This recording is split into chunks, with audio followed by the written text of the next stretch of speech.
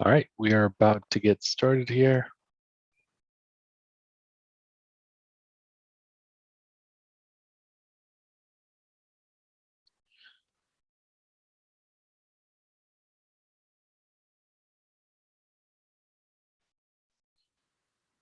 Let's see, share sound.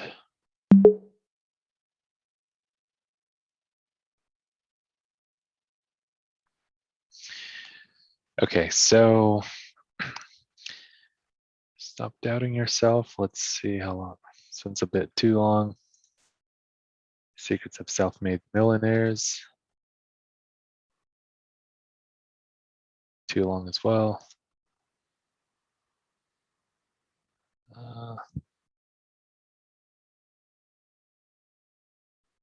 Okay.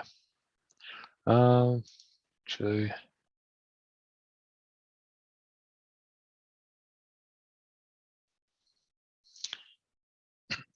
I feel like this one.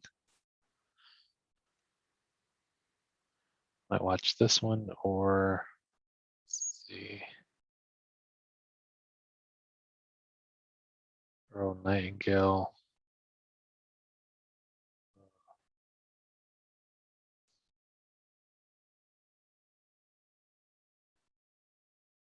Okay, I'll be playing this one here.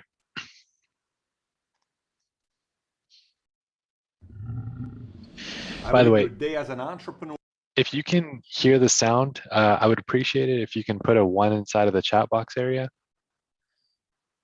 I'm going to go ahead and play it now. Reflection of your morning rituals. How you start your day will determine the type of a day you're going to end up having. So, one of the most common questions people ask is, Pat, I want to know how your day starts. What do you do in the morning? What time do you wake up? What time do you do?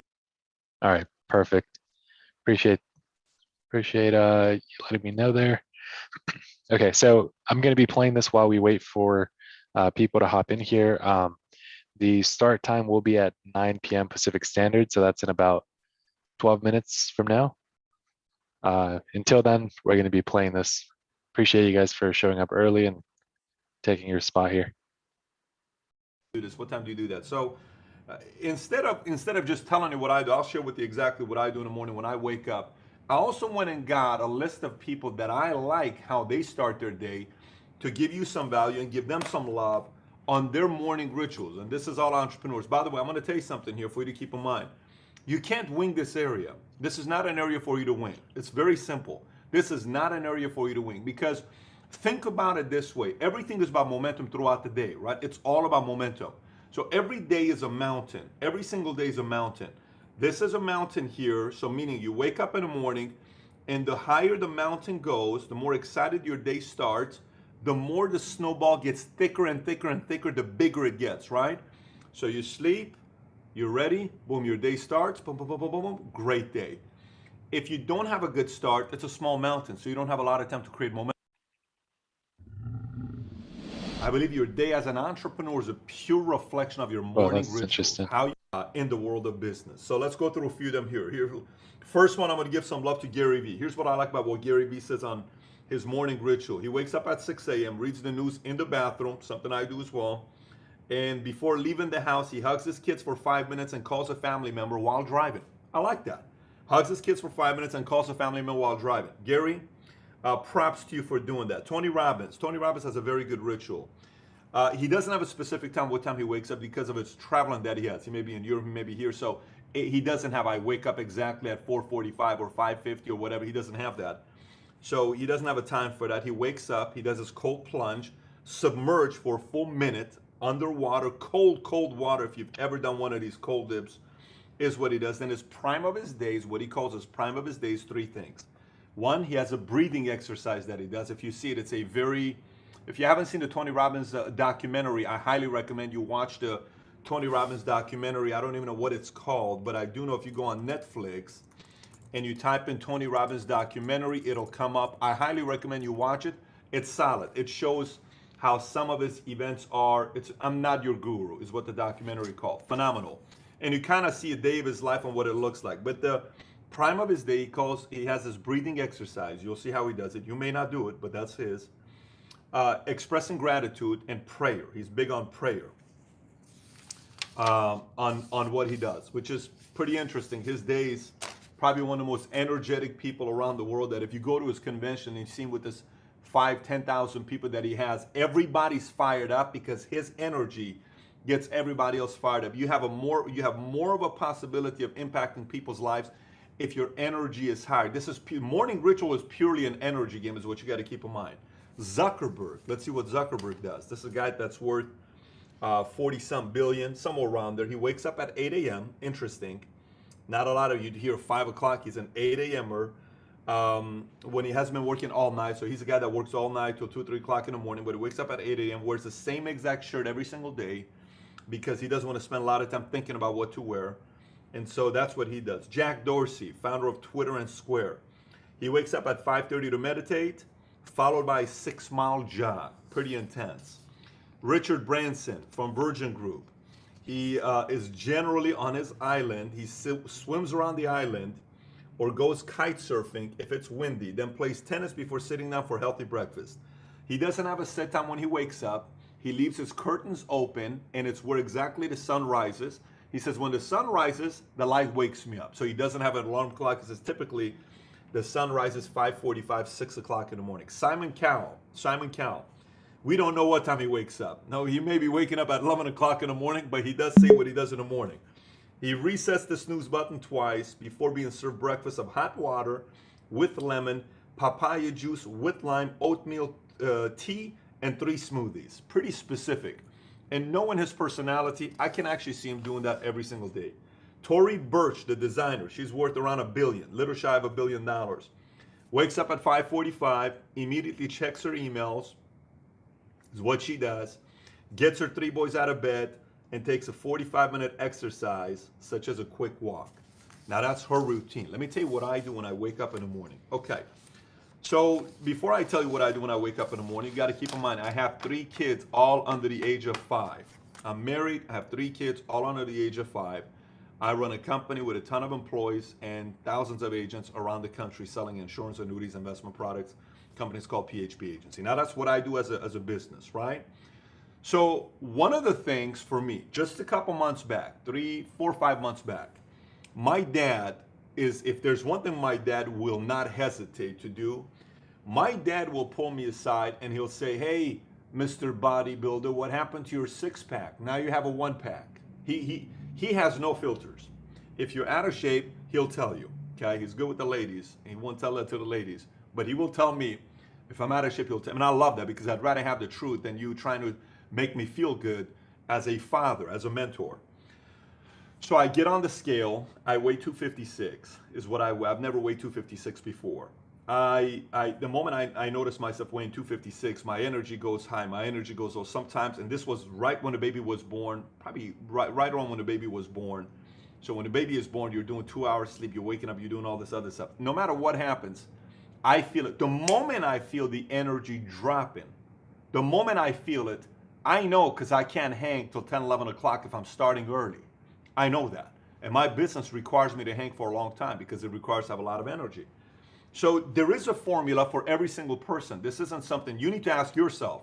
How is your energy in the morning and how is your energy in the afternoon? And can you hang long, or by 5, 6 o'clock, you're already tired? Keep in mind, your competitors wake up typically earlier than you and they're able to last longer than you. That's the only reason they're growing faster than you and having a bigger business than you, whatever the type of a business that you have in place. That is if you're competitive. Here's my morning. I wake up generally at 4:30, 4:45 when I have training sessions at 5. If I have a training session with my trainers at 6, I'm up 5:15. This morning I had a training session at 6. I can no longer help myself. It's a 4:45 wake up. I'll have 4:45, I'll wake up, I'll check my email, I'll go through all the information that I have on my email. I'll typically listen to an audiobook while I'm driving or walking around. I will do my daily affirmations on what I tell myself. It's been one of my rituals for a long, long time. I have my affirmations laminated all over the wall. It'll be all over my shower wall, everywhere, on what I tell myself. Then I go to the gym. I do my routine. I do my workout in the morning, weights. Right after that, one of the things that I've been doing recently that I love, let me tell you, this is a very fascinating thing. If you have the luxury of doing this, I'm 6'5", 240, so my back and my knees feel it a lot, especially when I was in the Army. We used to ruck march with 50-pound backpacks is what we used to do, right? So cryotherapy, Paul, why don't we put the video up so they can see what it looks like. Cryotherapy is something I've started doing recently. You literally stand there with no shirt on, no clothes on, and you stand there, this thing starts and it goes all the way down to minus 240. And the system I use, there's many different ones. These machines are around $100,000. It goes to minus 240 for 3 minutes. By the time you're done, what happens to the blood, the entire body, flexible. It feels like $1,000,000 and your body gets shocked is what it does. Now I do this at 6 o'clock in the morning. So it works very, very effectively. If you can't do that at your gym, it's great. Even if you do it once a week, I highly recommend it for you to try cryotherapy. Good breakfast. You got to have breakfast because that's your gas tank. So remember, if you go and do 10 miles, 20 miles, 100 miles, 200 miles in your car, you need to go to a gas station. Breakfast, meals are your gas stations. You need to go fill up the tank. Then I do my thinking. These are the times that I do my thinking. I do my strategy sessions. I do my ideation. I think about what I'm working on, my next project, what needs help, what needs to be improved, what needs to, who do I need to call, what is my conversations going to sound like, what am I going to do with this, what am I going to do with that. So it's thinking, a lot of thinking and strategy, and praying, definitely praying and meditating, catching up on news. If my kids wake up early, they'll typically wake up at 6:45ish. I'm typically gone by then, but I'll play with them when I get home. And so that's typically what my days look like in the morning. Now, one thing I'm going to tell you to give you some feedback on, this is Monday through Saturday on what my schedule looks like. Sundays, play day, family day, fun day. You know, there is nothing on Sunday going on but me doing whatever I can to have fun with my kids. I look forward to Sundays because we have a great time together. We play together. We enjoy each other's companies. My wife and I have a great time together. We either swim in the pool or go and do all these other things that we'll do on a Sunday. There is no set thing on what to do on Sundays. Sunday is refueling, re-energizing, refiring yourself up. Then at night is a lot of preparation for the week, typically a couple hours of preparation for the week. And then we start the day back up again the next day. I typically will do Facebook mentions on Sunday night at 10 o'clock, 9 o'clock recently to do some Q&A. With other entrepreneurs from all around the world, and that's what my week looks like. Every week, this one thing I want to tell you guys, if you can't do it every week, I do recommend it every other week, especially if your body is in action.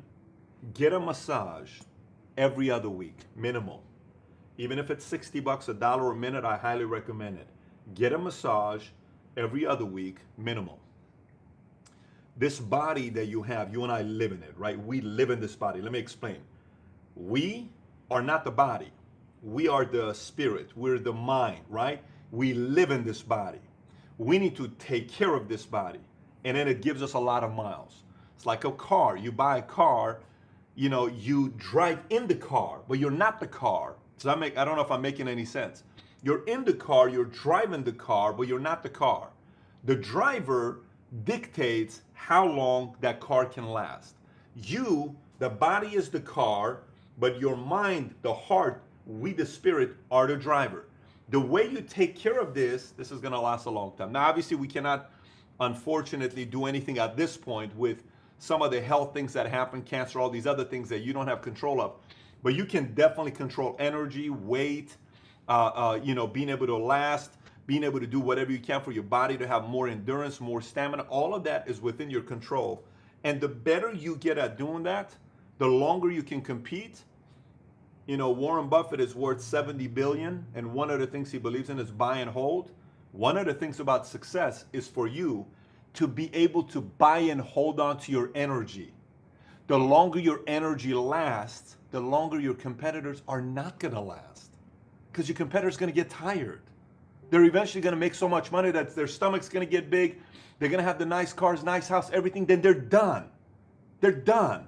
But you, if you truly want to play at the highest level, you want to go 5, 10, 15, 20, 30, 40-year play, this is not a 3-year, I'm going to be a millionaire and everyone's going to say you're such a rock star. That is boring. If that's your play, and if you think that's going to feel like $1 million, it's not. The play is constantly creating. The play is constantly having the energy to come up with new ideas, engaging, sitting in boardrooms, knowing you got the fire, you're in charge, you're not You're doing all the right things. You're making not all the right decisions all the time, but you're making the right decisions 51% of the time, and your other guys, your competitors, are getting tired and they're thinking about it. And they eventually will say phrases like this. Let me tell you what it is. This is when you win. This is when you win.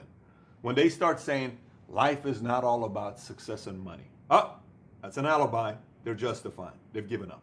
You win. Of course, life is not all about money. It's as if they were saying life is all about money. It's not. But life is, you got 80 years.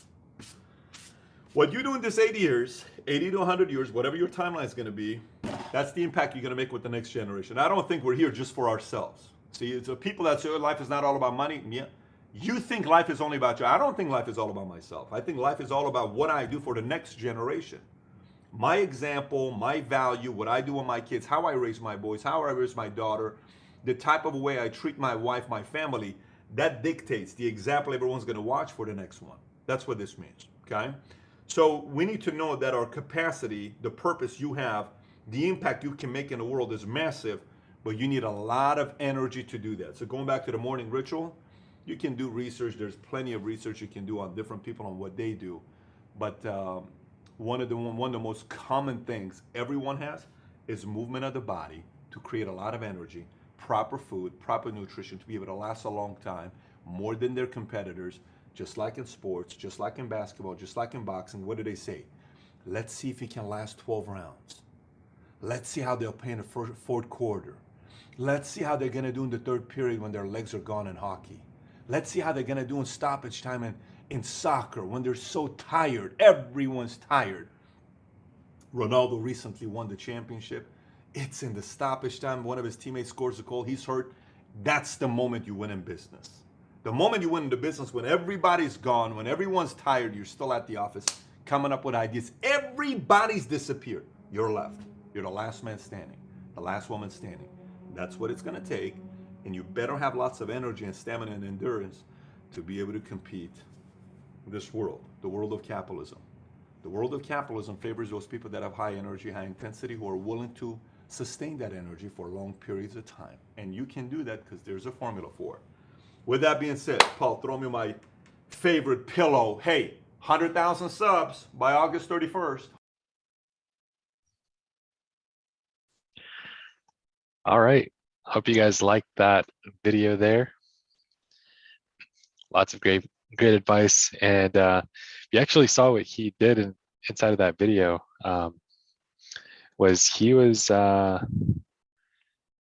He didn't just point out his routines, he pointed out other successful people who whose routines are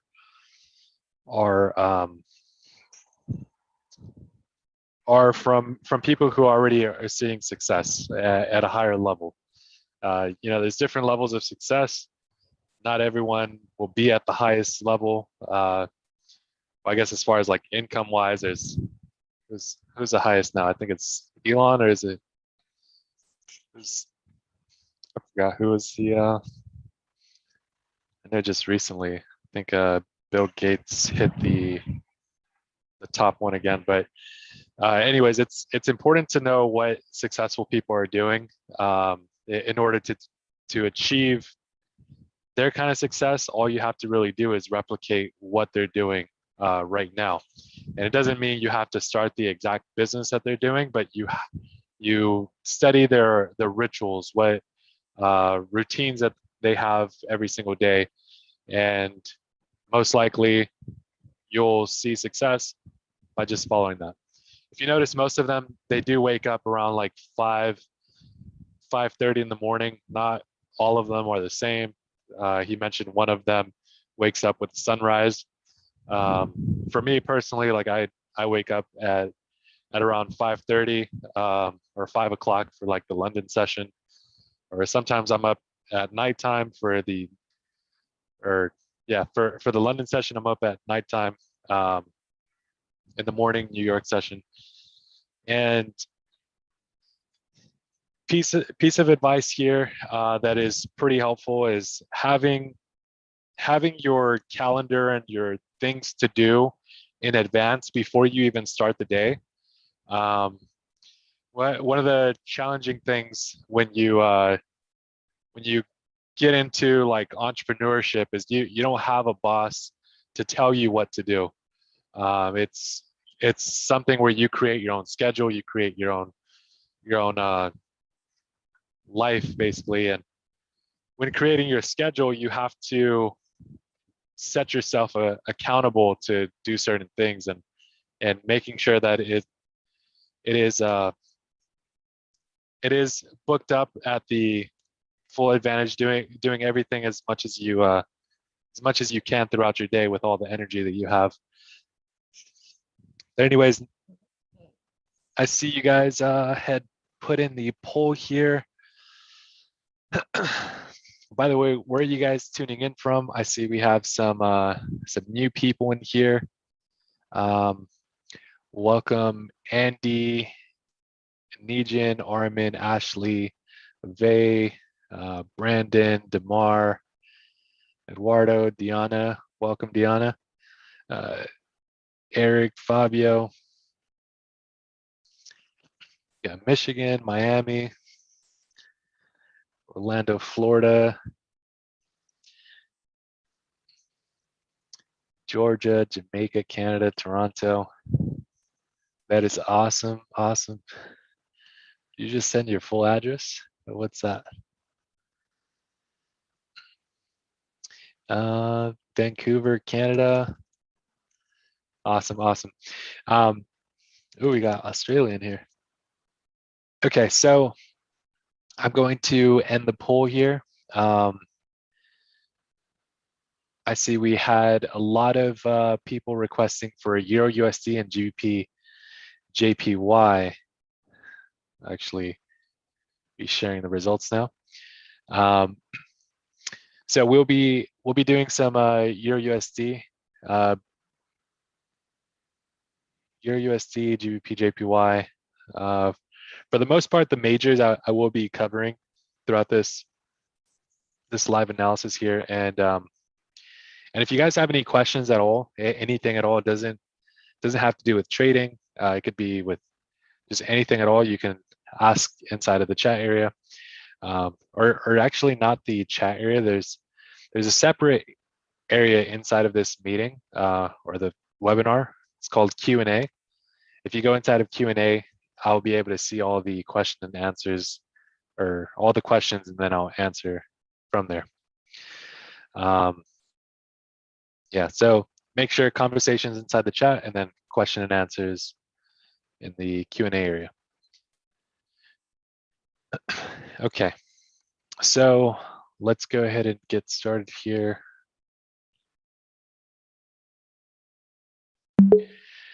All right, now, if you guys follow me on social media, one of the things that I posted last week was about June 30th. June 30th is actually playing a pretty big role in the economy. It's expected to be where the forbearance during this whole COVID time, people weren't paying their mortgages or rent, and the government was basically giving people a break and not letting people like they couldn't be evicted during the whole COVID time, or their house couldn't go in foreclosure. And then June 30th is going to be that date that they're going to take off that restriction, and there's going to be lots of people who aren't going to be able to pay off their mortgages, which will lead into lots of foreclosures and potentially a big crash. So there's some certain key things that I'm going to be looking at within the market. But yeah, I'll be getting into the live analysis. Let me see some of these questions. Okay, so Demar, you asked, do you have any advice on spotting trends? I understand 3 touches confirms a trend, but they can be so hard to spot sometimes. I would say the advice here is going to be the trends. I normally spot them out on the 4-hour time frame, and then for like that third touch area, I usually look for reversal patterns on that third touch, because it's like temporarily going into an uptrend. I can actually draw this out real quick for you here. Okay, so actually I think I had something here. Okay, so basically just imagine this is on the 4 hour right here. So the trend you would spot on the 4 hour, and then in this area here, you would look in on the 1 hour time frame and look for a reversal in this area. Not sure why it's playing out funky here, but basically in that third touch area, you would be looking for that reversal. So you would have to zoom in. Not always would give you something, but for the most part, it should give you something. Inside of the training, I do cover like how to be able to look at it from far away and then get closer and closer and basically like become like a sniper, view from far away and then just get closer. By the way, I won't be answering every single question, but I'll be answering for the most part because I do want to get into the live analysis here. All right, so let's see which question. Okay, so as far as the mentorship program, so it's no longer open right now. And as far as the future, I'm not sure when it's going to be open. I do plan on going on more travel trips. Then I'm planning on focusing more on like people who are part of the group mentorship, which is the 7-day FX Mastery. So we're going to be recreating that training, having it live. But I want to say maybe a year from now. So yeah, there's no exact date, or even if it's going to be available. I've been pretty busy lately with travel and stuff. Okay, so see someone asking about indicators and strategies. I can't get into the strategy portion right now. I do have a video training that you can take that I did recently. It was this one here. So I'll post this inside of the chat area. Make sure to save that link there. But it's pretty useful if it basically covers like one of my main things that I'm looking for inside of the charts, and so you can already start applying that strategy and potentially making some money. Okay, so all right, we are about to get started now. All right, so one of the top requested currencies that were asked for was Euro USD. Now I'm going to go ahead and erase everything so we can do a whole top-down analysis here.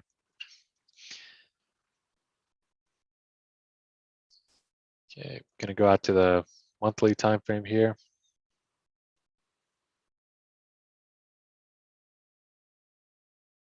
Resistance point, support point.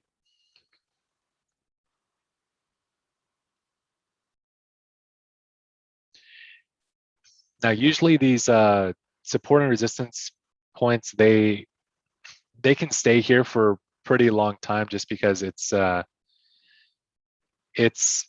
in areas where like it's on the bigger time frame. So like this resistance is going to stay this resistance for a pretty long time until it breaks, but it might take like 3 months, 4 months to finally break. So I like looking at what's happening on the bigger time frame and then zooming in, getting closer.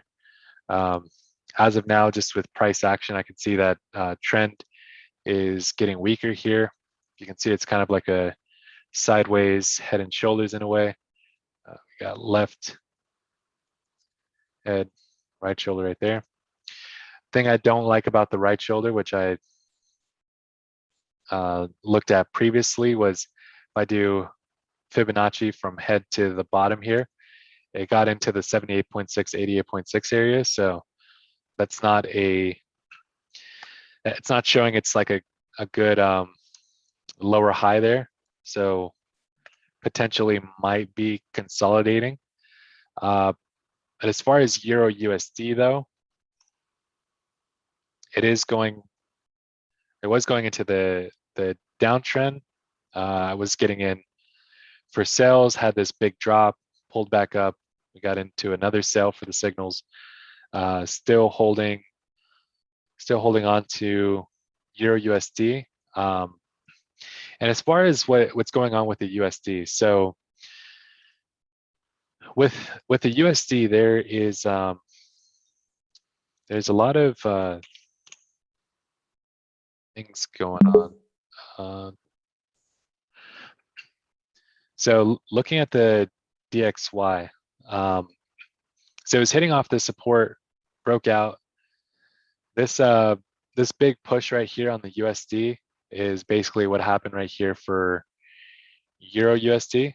It was a big push coming down. And it was hitting off of a major support, and I do think with the USD, it is going to be going up as there is a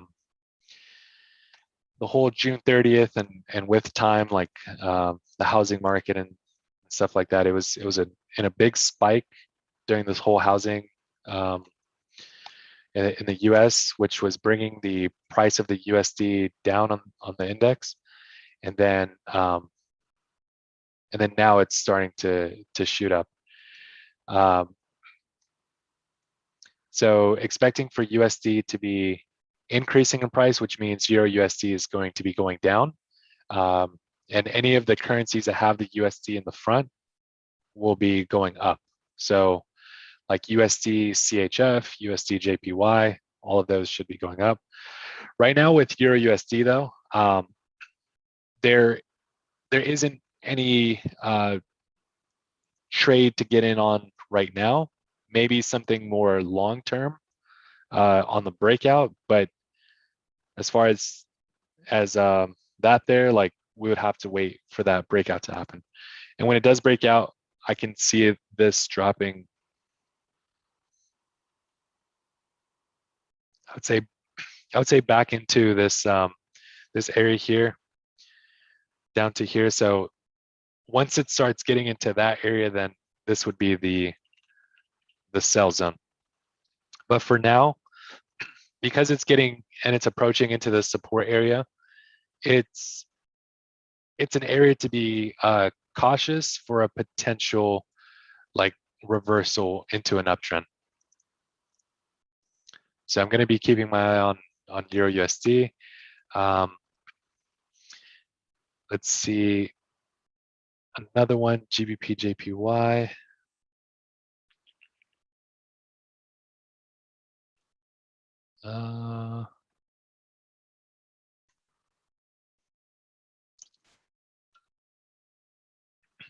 Okay, GBP JPY.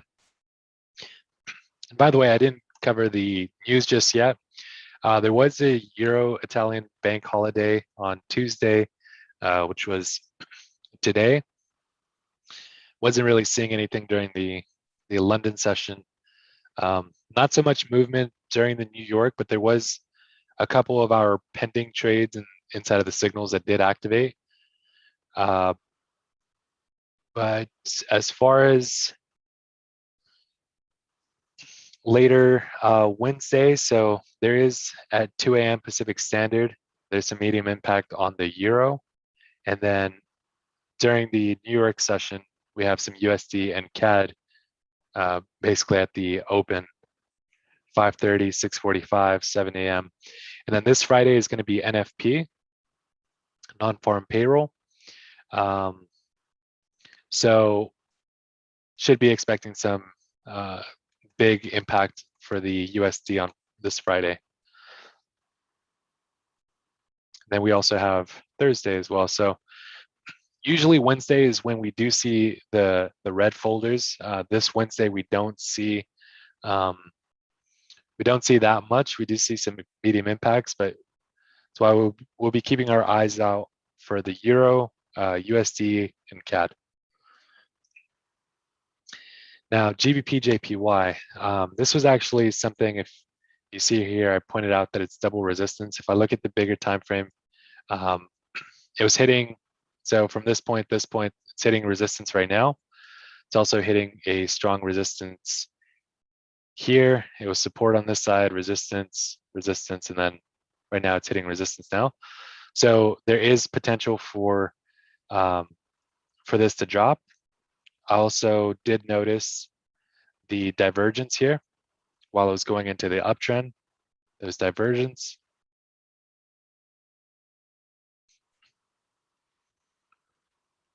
And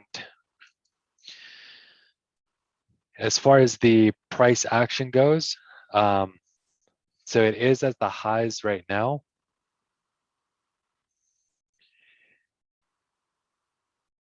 With these lows right here, this low and then this low over here, it is doing higher lows. So as of now, it's still like on a temporary uptrend, but it's also doing lower highs, which is giving signs that it's dropping down.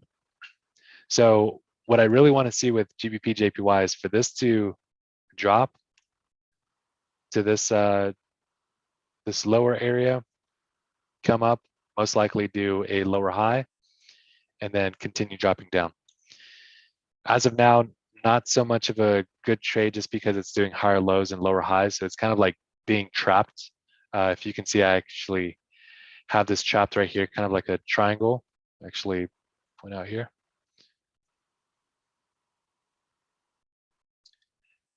So it's being trapped in this area, and basically it should be bouncing off support, resistance until it finally breaks out. But it is on a strong resistance, so I'm looking for more sells around this area rather than buying on this resistance.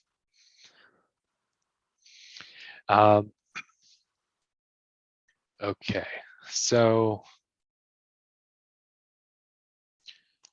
let's see some other pairs here.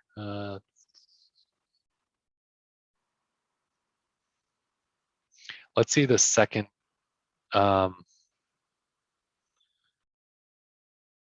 most on here, which was USD CAD. USD CAD, I actually had mentioned that this was going to be going up just because of how the trend was moving, did higher highs, higher lows. Also, the USD is in front of the CAD. So going with my prediction with USD should be rising, which is why USD is going up. Should be rising to at least this high. Wouldn't be the best time to buy just yet, just because this is a high of this uptrend that it's doing now. So not such a good entry for right now in USD CAD. Let's see, Euro AUD. Euro AUD, this one last week hit take profit. With Euro AUD, I'm actually going to erase this.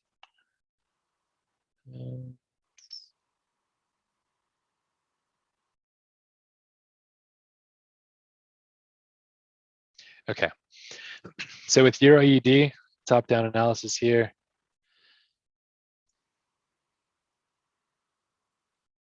Go out into the weekly.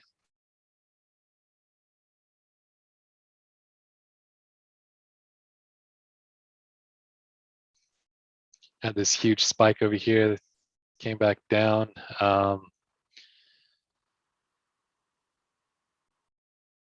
As of now, this is creating a lower low in this area. Do have a strong resistance here, which price is currently at that resistance.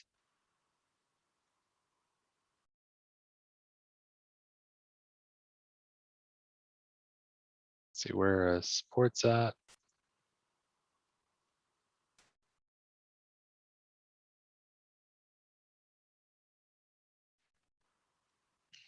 Gonna zoom in.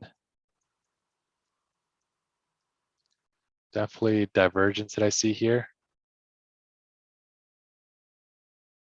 Euro AUD is a bit choppy, from what I see. All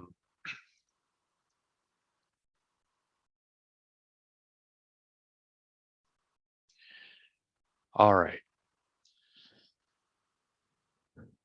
It's at this high.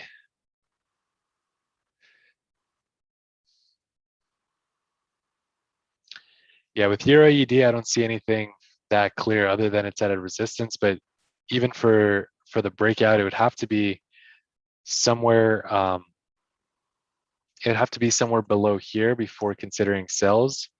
And then for buys, not a good area to buy just because it's just being consolidated in this area. So it's just hitting lots of resistance up here. So going to be looking more for sells once it starts approaching down in these areas over here.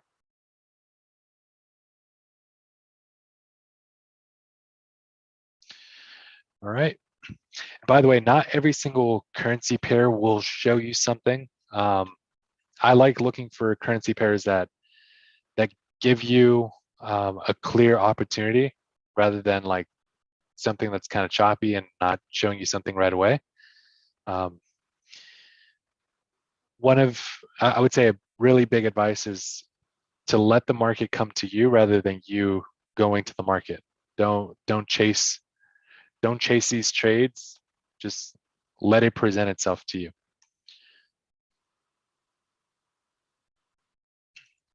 NZD USD was actually one of the pending activated trades that went through. I'll go over how I went with NZD USD. One of the things was with the USD and my prediction, how it was going to increase in price. So if this increases in price, which it has been, if this increases in price, then that means the NZD USD should be dropping down. It was forming lower lows, lower highs, got into the 61.8, 50% area, started showing rejection off this resistance and entered in for a pending sell stop, which is activated now and should be dropping down into 0.69250 for TP1, TP2 around this negative 27%, TP3 around negative 61.8.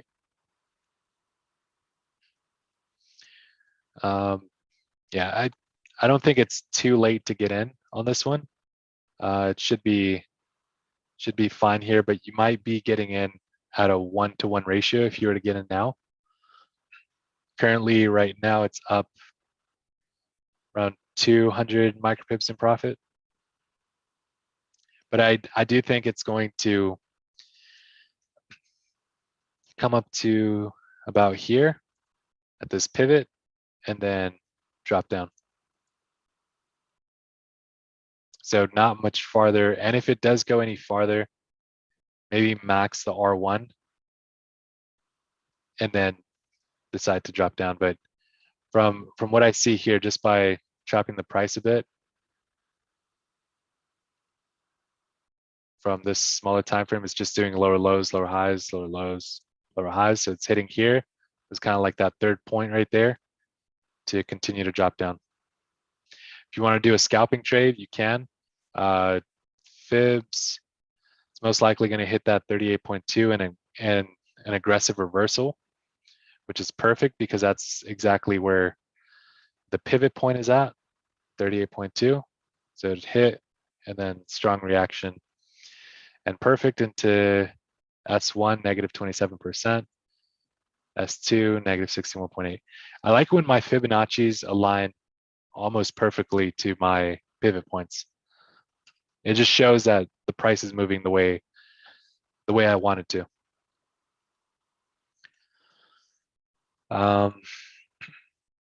Okay, so that's for NZD USD. EUR CHF pending sell order. It's just been showing lower lows, lower highs. Price is at this high right now, and just waiting for it to drop below here to continue dropping down. If it doesn't drop into this area here, then it's most likely going to do higher highs. If it does go any higher than this high over here, then I'm closing out my pending order down here. It's most likely not going to hit, or it will take like a really long time to hit these pending orders. All right. AUD USD. This was a pending order that has been activated. Yeah, so this one's almost close to the take profit there. I actually expected for AUD USD to come up to this resistance and then drop down, but dropped down earlier. Had the pendings in place. AUD USD, another one of these that also confirms with what I'm seeing with the DXY and the USD currency. If price increases for this, then AUD USD should be going down. And it's even showing it on the daily time frame. If you can see left shoulder, head, right shoulder. So it already broke out of that neckline. This entire area is a sell zone. So I'm going to be looking for multiple sells. This first one, just hitting this previous low over here and even lower throughout this entire area. I wouldn't suggest holding the sell all the way down to this low over here, even though if it should be dropping all the way here. I did the calculations earlier, it was about 3,500. So it's about 3,500 micropips or 350 pips. So it's going to take a while to get all the way down there. I would say probably about a month or so, just based off of like calculations of what I saw from the head to neckline. It's going to take about a month. Unless it spikes faster, sometimes it does. But throughout this entire area, like next week and everything, I'm just going to be looking for sells throughout here. All right, let's see if there's any questions. Broker currently using now, LMFX, Trader's Way. Also use Hugo's Way for crypto trading. Okay.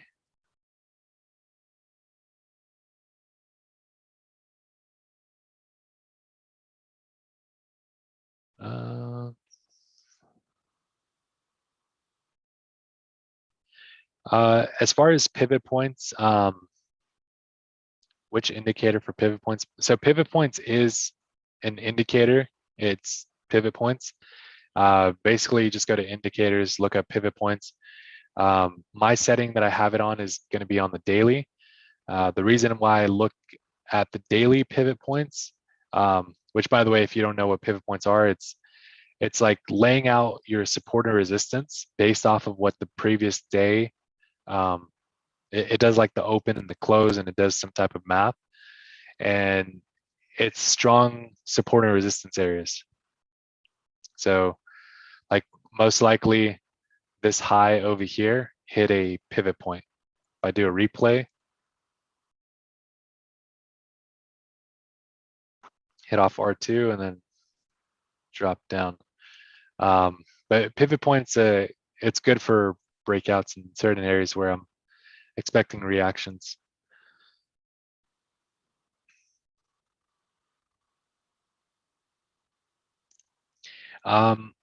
So for indices, so I don't actively at the moment, but I'm actually this week, I haven't just yet, but I was going to start looking into like US 30, US 30, what is the NAS 100? So yeah, should be expecting some more like signals and stuff through for indices. I have been playing around with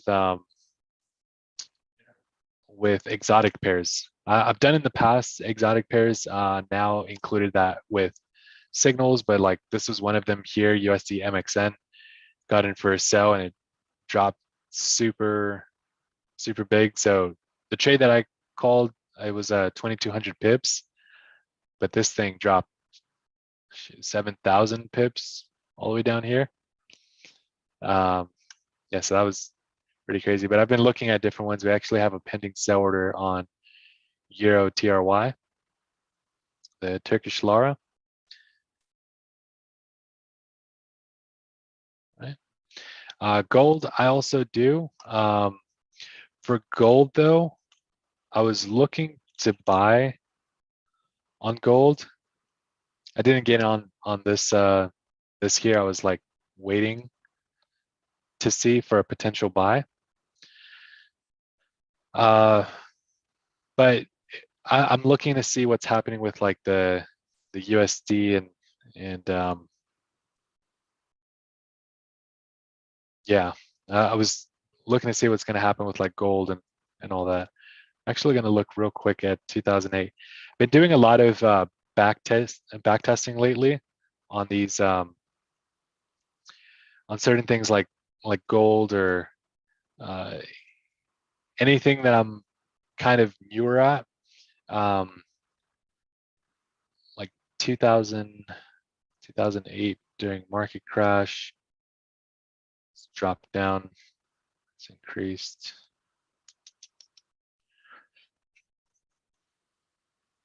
Yeah,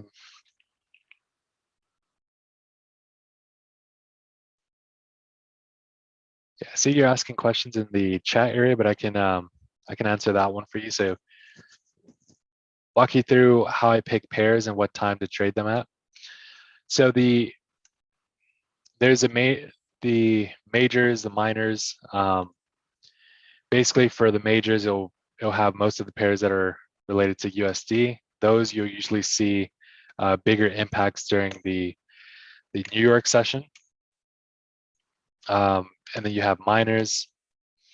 So I look through all of them, and whichever one shows me a good opportunity, then I get in on them. Some move a little crazier than others, like see this bigger spike that happened here. So some won't be as clear, and some will show you something really nice. Like just by looking at all my charts here, NZD JPY. Did I go through this one earlier? It's one of the ones that I'm looking to sell just because of how the price action is moving. Euro CHF, potential sell, GBP NZD, also potential sell, hitting off strong resistance. So what I do is I just look at all the different currency pairs, see the price action for them, and then overall, like I can tell which direction it's going towards. One other thing that I do with price action is I will look at certain patterns for candlesticks. One thing that I don't really explain inside of this training because, or it's not training, it's live analysis. I don't explain the candlesticks because not many people would understand it, but it's something that I'm like visually looking at when I look at charts. And one of the things, if you know like candlestick patterns like shooting stars, if there's any like bullish engulfing, like maybe an evening star,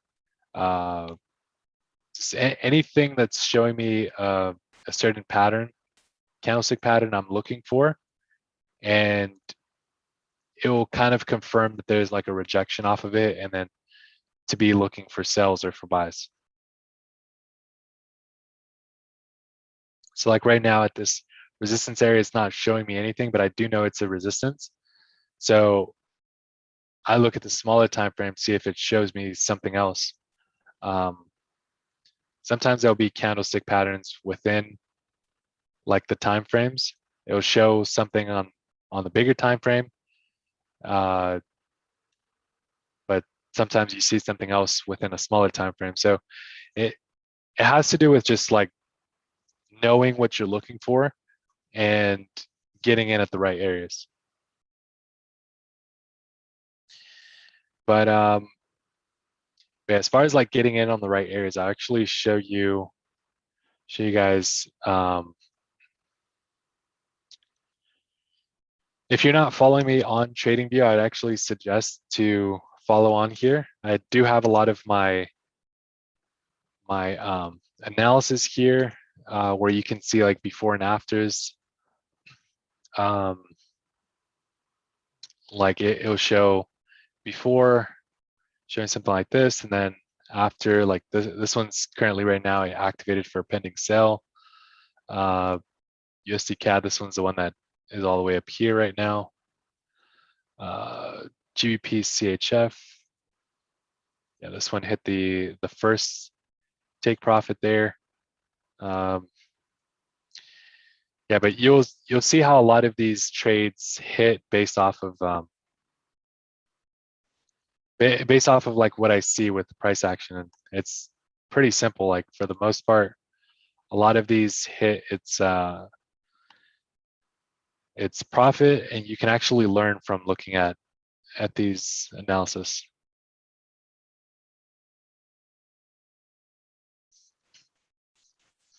Oh, this was the Euro USD call from 2 weeks ago. Pretty nice sniper entry right there.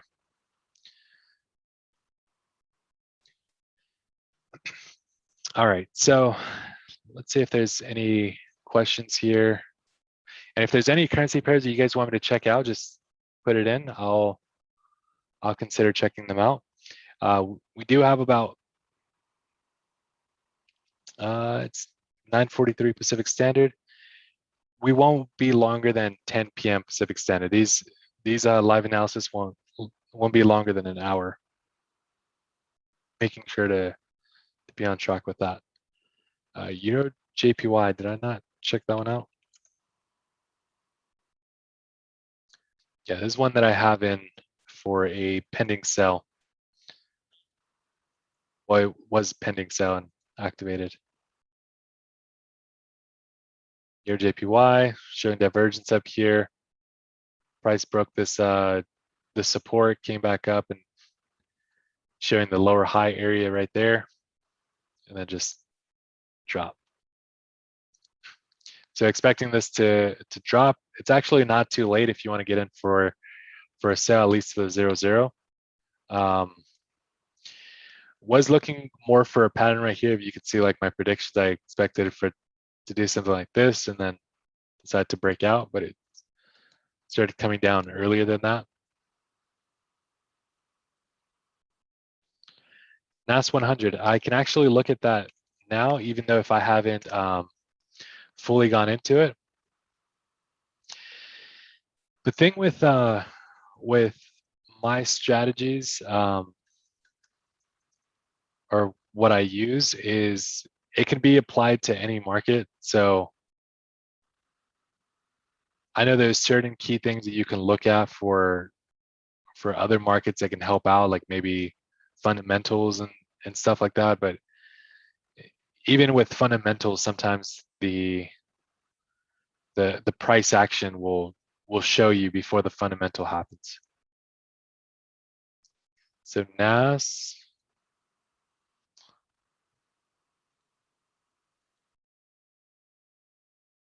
Yeah, it's at a high right now. I wouldn't even mess with buying or selling right now, just because it's at the high here of an uptrend. So might potentially drop down and continue going up. What I'm seeing, it I would have to play with this some more, but I'm not seeing like a nice nice price action moves other than these areas where it's hitting like support there. Does show divergence here. Obviously it's at a high, so it should be dropping, but Yeah, not too sure about that one right now.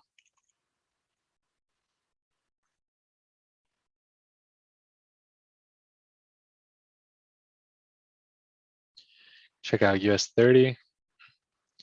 US 30 price action showing that it's dropping down. Doing lows here.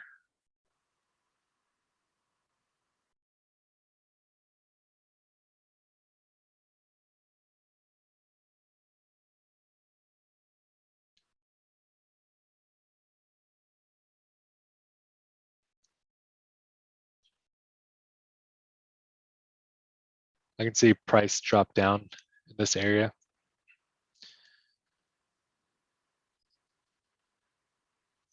Let's say waiting till it drops below this 50% area right there. Looking mainly for sells throughout this entire area to zero.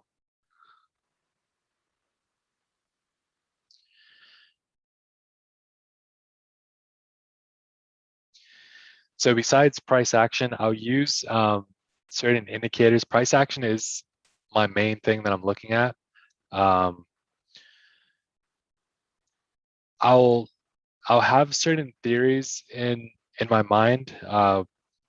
Like one of them is the quarters theory that I'm keeping my eye on. Usually when I'm placing the trade, seeing where it's rejecting off of and where my entry's at, if it's like close to 0 zeros or but you'll see if you trade mainly with the trend, or also there's like, you could do counter trend as well. But if you see certain things with the price, like flow with the market, if it's doing higher highs and higher lows, it makes sense to be buying when it's going in an uptrend and selling when it's going in a downtrend, and also selling if it's showing like a reversal pattern. So it's just what I look at in the market and seeing what the price is telling me. If I see lower lows, lower highs, like I'm just looking mainly for sells as it's dropping, or buys when it's going up. So not too complicated with the strategy. There's obviously like a bunch of puzzles to this, but yeah, it's mainly looking for 3 or more confirmations that tell me to buy and sell a trade.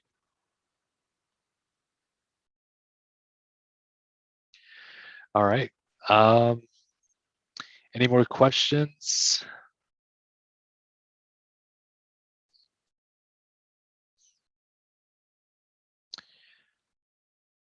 Okay, so I see, can you please do analysis on Bitcoin? So with Bitcoin, this is actually one that I noticed. I noticed it was hitting this low over here in this area and then started rejecting. So as of now, this is like the higher high right there, higher low, most likely higher high, going into like the uptrend.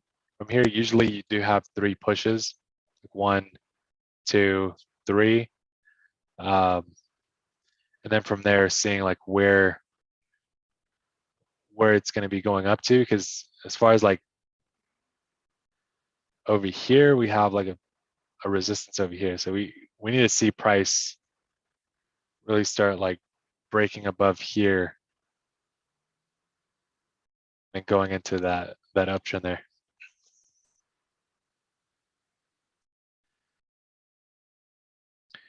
All right. Do I trade fundamental events? So yes, I do trade fundamentals, but I look at my technicals before the fundamentals. And usually what I notice is, for some reason, fundamentals happen to come out when the technicals are showing signs of like reversal. So it will kind of confirm the breakout, and usually on the breakout, that'll be like the I would have like a pending order ready to trade that.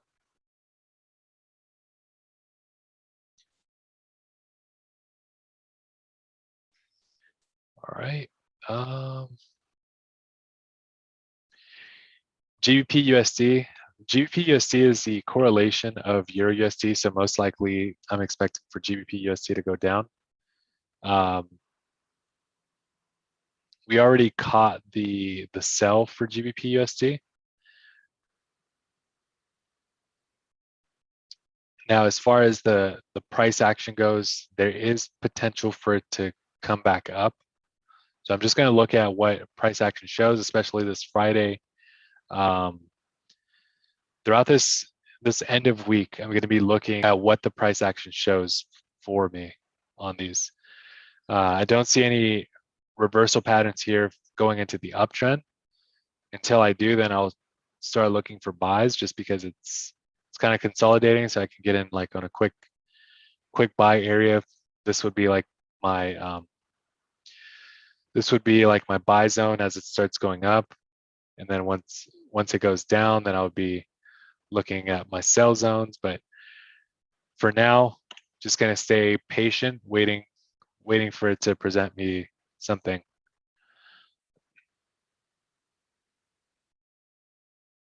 Okay. All right. So I don't think this is considered off topic, even though if you said it's off topic, it's related to trading. And I said, ask me any questions. It doesn't even have to be about trading. You can ask me things about my daily life. Like one of the things today, I was at the gym next to Terry Crews. If you're not familiar who that is, he's actually in one of my favorite movies. I looked up Terry, and he's one of the first ones that pops up here. He's actually in one of my favorite movies, White Chicks, right here. It's funny guy. But he's also like, he took Ryan Seacrest's role in American Idol. I was like working out next to him. Anyways, now that's off topic. But okay, so your question was, this is off topic, but I would like to ask how to control emotions when you are facing loss, and how you control these things at your initial stage. Okay, so I remember those times where I took a big loss learning on the risk management side. Like, so there's actually this thing that it's kind of like a story where it's like a kid where you tell them not to touch the stove because it's hot. I don't have kids, but it's like you tell a kid to touch the stove, it's hot, or not to touch the stove because it's hot, and he goes and he touches the stove and he feels like that heat, and basically he has to go through the pain in order for him to learn. And let's just say if that heat wasn't hard, or it didn't take that much of an effect on him, then he might do it again. Kids are a little, not so smart. So yeah, basically that concept with you and trading, sometimes it takes for you to blow an account for you to learn and go through those emotions that can make or break you. Either you learn from it and become stronger, or you take it as like you get really emotional, maybe depressed. I remember when I had a pretty big loss. This was probably like 4 years ago. At the time, I took like a 14K loss, and I remember that time I was like I was super depressed for like maybe 2 days or 3. But basically it was a pretty big loss. Like at that time, it was a good amount of money. And there's emotions that come into place, and there were certain things that I didn't stick to with risk management, and I just messed things up, getting greedy. Again, you learn through these things.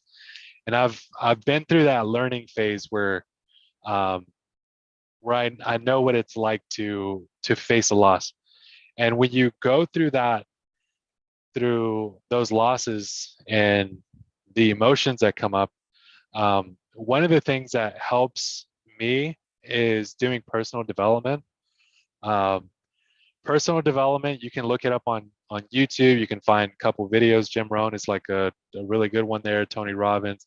But basically, with the personal development, it will set your mind up for success, and you'll learn certain lessons. Like one of the lessons that you might hear is like if you come across like a hard point in your life, maybe it might be a hard point in trading.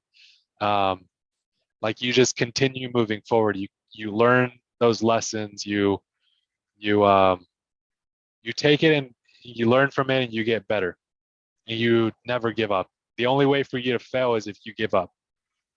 So yeah, all mistakes are always a way to learn, but you do have to learn. And what I've noticed with trading and what a lot of people do is they'll let's say lose a trade, but they won't look back at the trade. They won't look at why they lost the trade. They'll just forget it and try to move forward. And I don't really like that approach because you're not really learning from your mistake. When you learn from your mistake and see what the actual problem is, most of the problem is you or the technique or um, something that you're doing that's not right.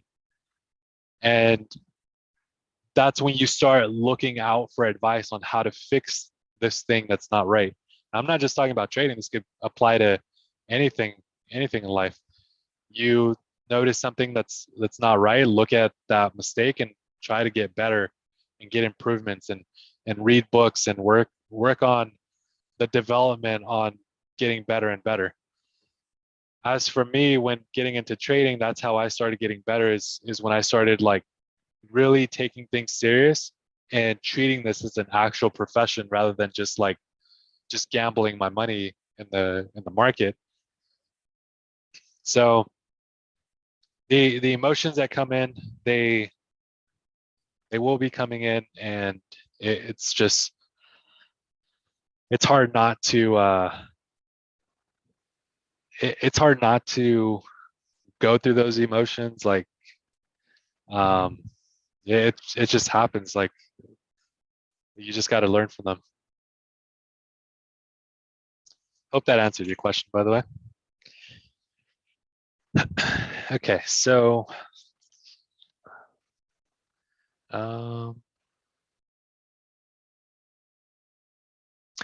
one other thing I want to add on to that when you're facing losses, emotions, is usually you don't feel that much emotions when you have controlled risk, a controlled risk to reward, and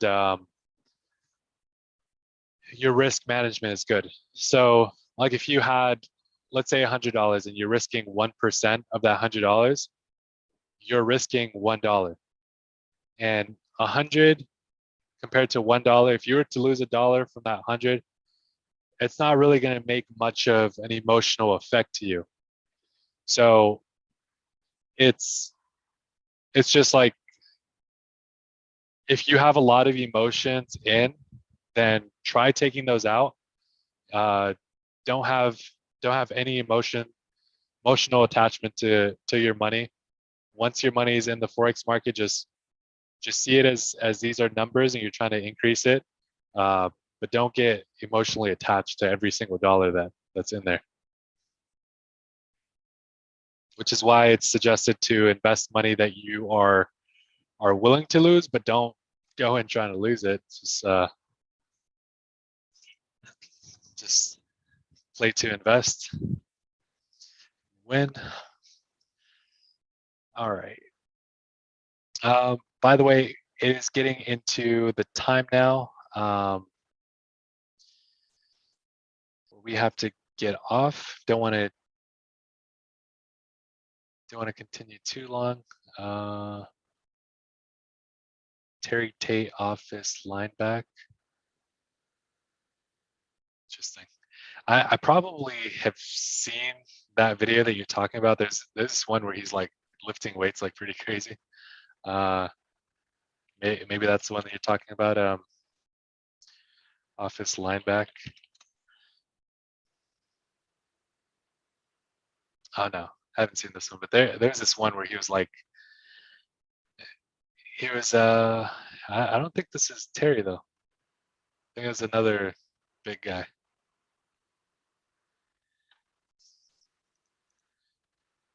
All right.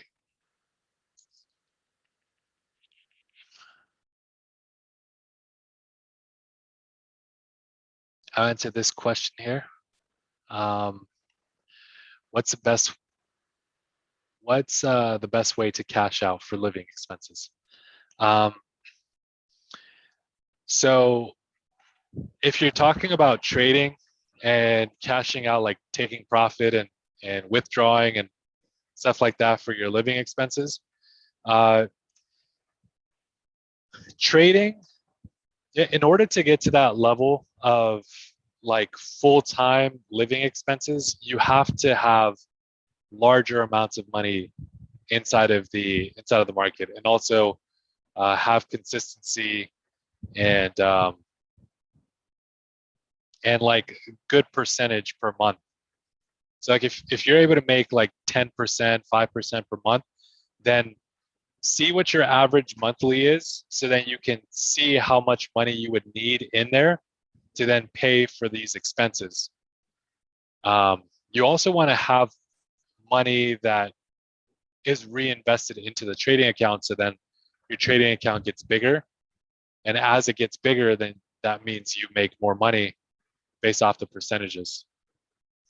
So you just have to see like how much that would be in order to be taking out. But let's say maybe you commit, if you're like making 10%, let's say out of the 10%, maybe 5% that you use for living, then you just withdraw 5% every time, or make it a rule where it's like half of whatever you make. So if like this month you only did 6% instead of 10%, then out of the 6% you do 3% for living, 3% reinvested back in. It's just depending on how much you're making and how much is in the account. Oh,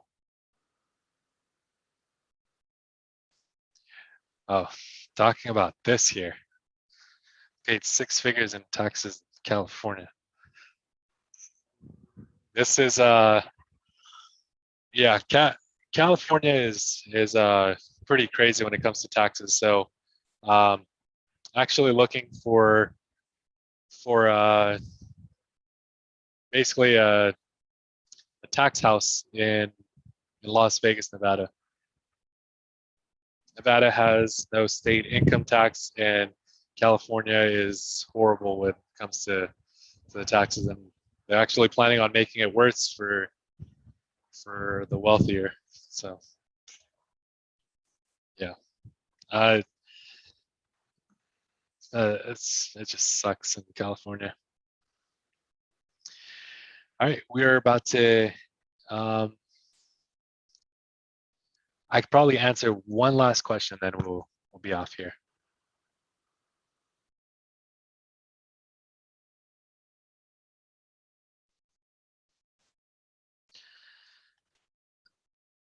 Okay, so for this one, I am not a what's the right one? Attorney? not an attorney, and this isn't advice for you to do, but you can, as far as what I'm doing now. So I do have LLCs, or well, they're basically corporations. With corporations, you have lots of tax write-offs, which can help out when it comes to taxes. So yeah, I would suggest opening something up as far as like what I do, and depositing into there, because you have those write-offs that you can do. Like anything from like internet bill, phone bill, driving, food that you go eat, travel. Like there's so many write-off benefits from having corporations that that it'll save you money on taxes. But there's only so much that you can do with if you're in California.